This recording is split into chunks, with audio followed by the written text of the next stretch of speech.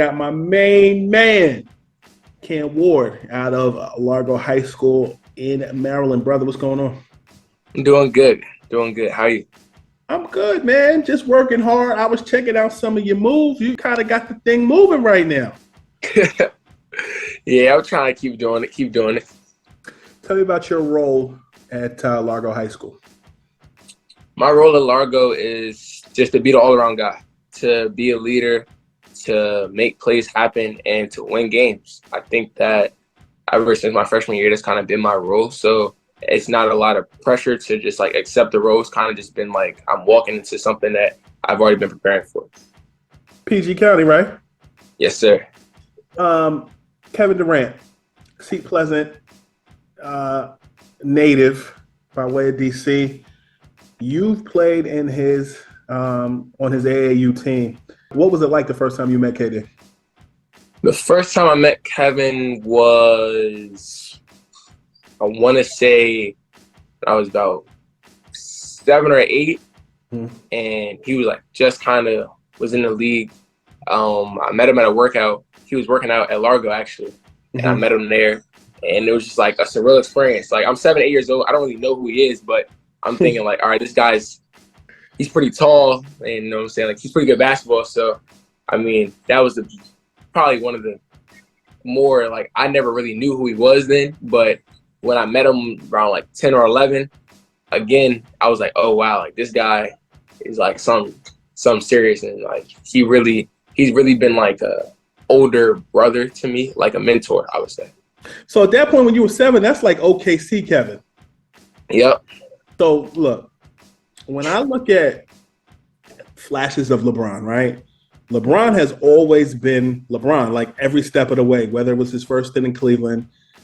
Miami was a little different because he was more of a primary scorer than he was a primary ball handler, right? Then you look at, he went back to Cleveland and he kind of picked up where he left off at, but he had remnants of Miami in his game. Then, you know, he went to LA and he kind of plays like he's elevated to like the 3-4 position while still being a ball handler in that way. Comparatively, when you look at Kevin Durant, do you see differences in his game from Oklahoma to Golden State to Brooklyn and then now Phoenix? I would say he's became more of a defender. I would say like he kind of plays defense, and I would say that because I played him before in like open runs and like one-on-one. Any NBA analyst that says Kevin Durant doesn't play defense is lying. He really sits down in front of people and like block shots. I mean, he has like a 7-foot wingspan, so I mean, he does play defense. But I would say that's the biggest thing I see, like his defense and just how he shoots the ball over people. Like I think when he was like in OKC, he kind of was like not rattled, but he could tell like it was a hand in his face.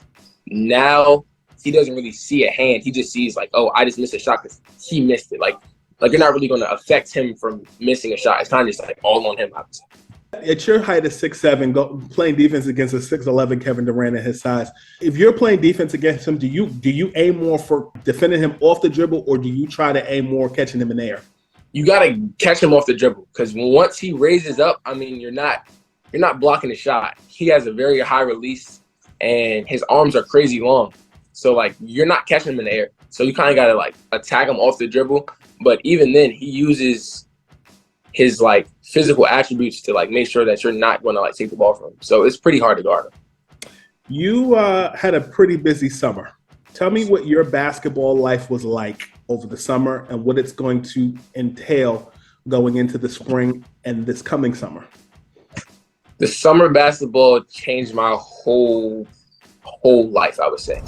Going into summer, wasn't really highly recruited, had a few looks, but once the first EYBL session happened, everything just skyrocketed to the moon. Like everything changed from, we could say, from followers to like just recruiting wise, just how people see you and treat you, just like everything changed. Going into now, it's like you have a higher name under you, like you have a higher rep. So every night someone's gonna make it personal that, all right, if I can stop Cam or if he doesn't have a good game, like that makes me look way better than what I am. So going into that, that's how I would say my summer went. It was a very blessed summer because I was able to capitalize on all the opportunities. And then going into this spring, I plan to just have another one of those type of springs and summers, and just have a breakout summer and like a breakout spring to just stay consistent with my progression. Who are some of your peers that you've associated with that because of that association, people are kind of looking at you and they're like, oh, okay, he's one of the guys? I would say Kiyan. Me and Kiyan have been playing against each other since we were little. Kiyan Anthony is yes, sir. Okay. And then playing against him in the spring and in the summer, and then we just recently went on an official visit together. So our relationship has grown, and we've just been a good, like, he's been a good person to like talk to and just like ask questions about that lifestyle.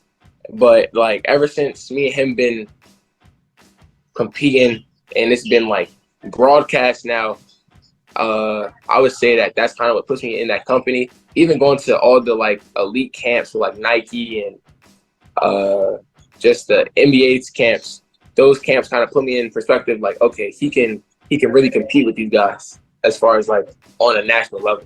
What school did y'all visit together? Florida State. It's a good school. Yes, sir. Who are some of the Seminoles that you passed that you know of that have been part of that program? Trey Mann, Scotty Barnes, Dwayne Bacon, Vassell from the Spurs, just to name a few. Those guys play my position, so that's why I've been considering them highly, because they know how to get those type of guys into the league. Who are the other schools that are looking at you that are showing you the love that you like? Kansas State, Syracuse, Georgetown, Maryland, and I would say Virginia, Texas, and Oregon. You got a lot of schools looking at you, brother. Yes, sir. Do you feel like playing in public school versus playing in private school gives you an edge because everybody plays private school? I would say it gives me that chip on my shoulder. Like it gives me that I want to prove to everybody that like just because I go to public school, it doesn't mean that like all these private school kids are like above me, or just because they have a name at this private school, that means that we can't compete. I would say that out of all the private schools that we've played while I was at Largo, they've all left the gym saying like, all right, he could play at a private school level and still have the same consistency. Like that was the question playing URBL. Like, oh, is his number from public school going to transfer over? And it transferred over into the best circuit in America against the best players in America. So if the results are the same, then I would say it's just because of the chip on my shoulder about that.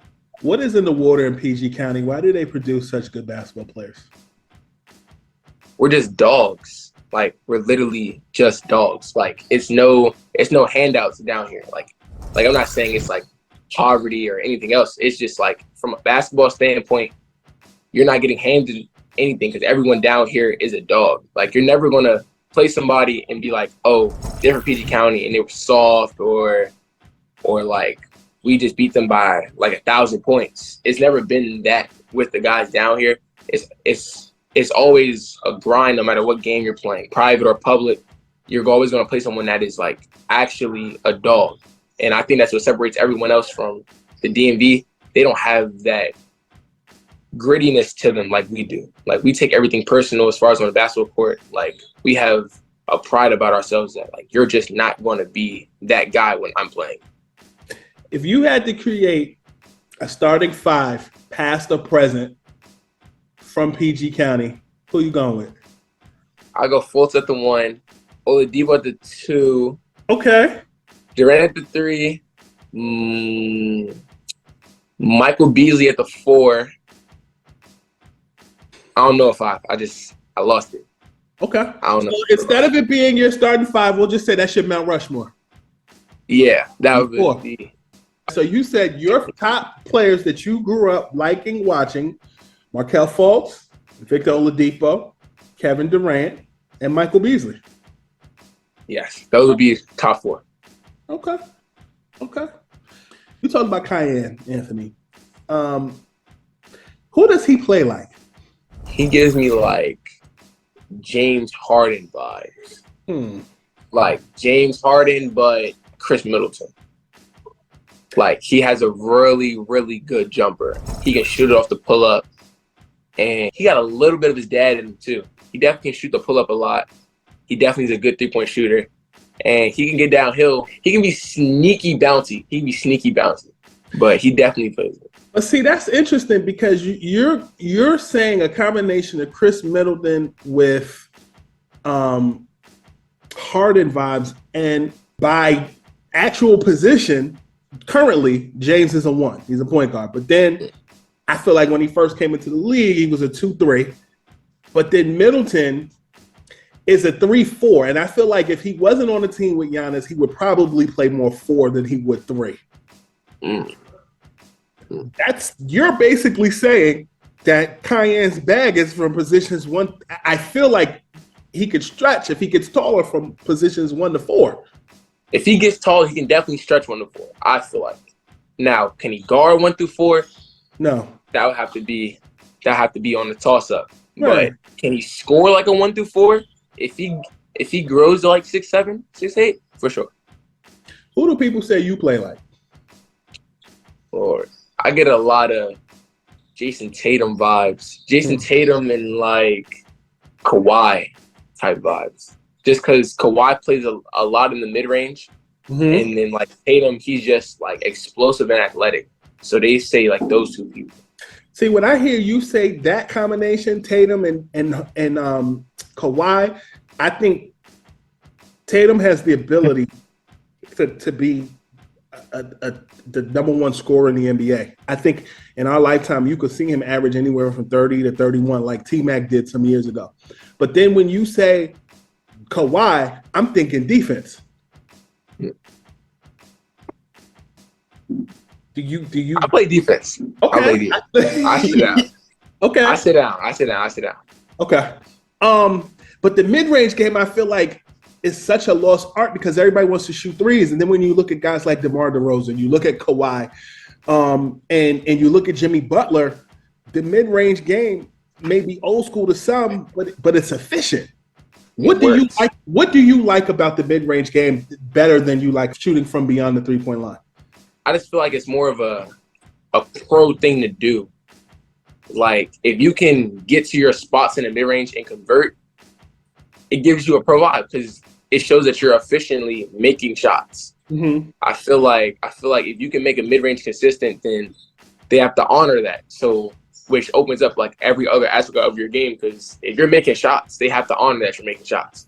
So I just feel like the mid-range is how you become more efficient, and if you can make it consistent, it can just like expand your whole game. Do you think that if somebody like Nikola Jokic was playing high school basketball in America at his age, do you think he'd destroy every record? Like, have you seen anybody come close to that on the high school level? Nah, the things he do is crazy. The thing he does is crazy. Like, he doesn't move fast. He moves very slow.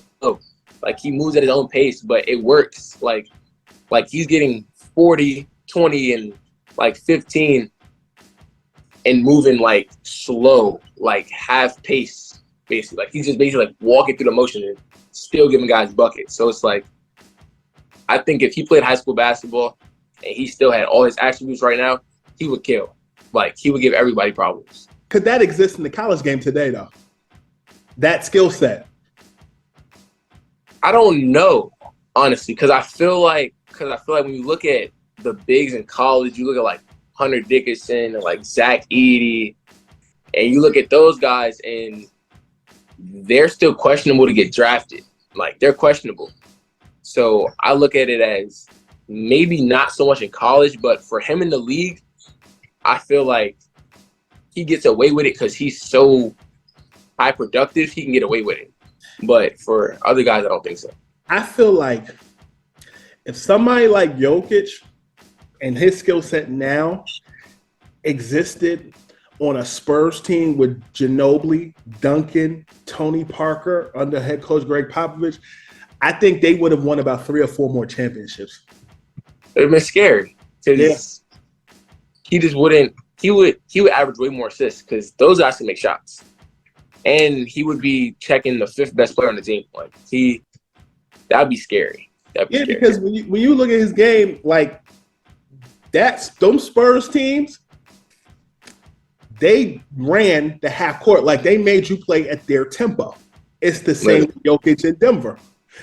But when Jokic doesn't feel like running, he still got guys like KCP. He still has Jamal Murray. He still has Michael Porter Jr. He still has all those guys. It's not just him, and that's what makes that team so special. Yeah, I think so too. They become special just because he's an all-around player.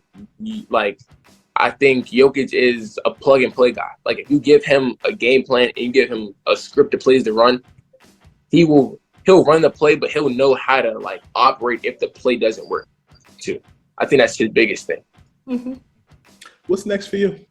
I would say definitely the consistent 3-ball. I feel like right now we played 4 games, and I shot more threes than I shot last year in 4 games. So right now I think my percentage is like 48-50. So I'm shooting like half, but it's on like maybe 13, 14 attempts from 3.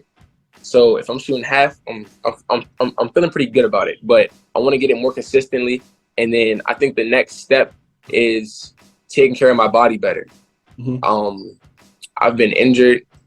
I've been injured to start the season for the past 2 years. So I'm trying to work on making sure like I'm eating the best and making sure that I'm taking care of my body better. I think that's the next step. I feel like if I can stay healthy and just like stay consistently in shape for like the long period of time, I feel like it'll like separate me from everyone else. You heard it first, brother. You done talked the NBA, the college level, your peers, being a high school kid that plays in the public school league, and the fact that still matters. I learned that you play defense on KD, and who knows, by the time you make it to the league, you may make him feel old when you come in and he's still there. Yes, sir. That's the plan. Brother, thank you so much for your time. Yes, sir. Thank you for having me. My man, I'll talk to you soon. Yes, sir.